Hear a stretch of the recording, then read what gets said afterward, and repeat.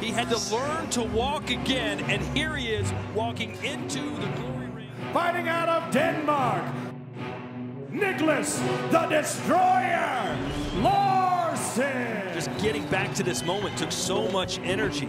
Larson is simply being the boss right now. For your winner, Nicholas Larson. Mit navn er Niklas, og jeg er en fyr, ligesom alle andre. Jeg kunne være med i hvad som helst andet. Der er mange, der forbinder thai-boxing eller kickboxing med et eller andet, at du skal se ud på en bestemt måde. Jeg viser, at man kan være sådan ligesom mig, og du ved, være en glad fyr, og så stadigvæk gå op og så levere et vildt show, og være en fighter og kæmpe for sin drømme. Jeg ser sporten som en kunst, og når jeg går op i ringen, så er det kunst, jeg viser.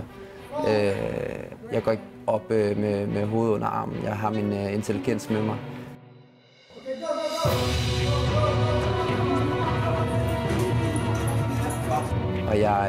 Og jeg viser noget, som folk de bliver underholdt af.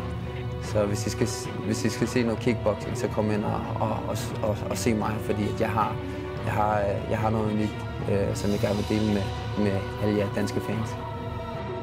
We will see him again in April, provided he's healthy, and he looks healthy to me. We'll see him in his home country. We'll be in Copenhagen, Denmark in April. Glory 40 Copenhagen, featuring deadly Danish lightweights Mohamed Elmir and Nicholas Larson. Live from the Forum Copenhagen, Saturday, April 29th. Buy your tickets now at billetlund.dk.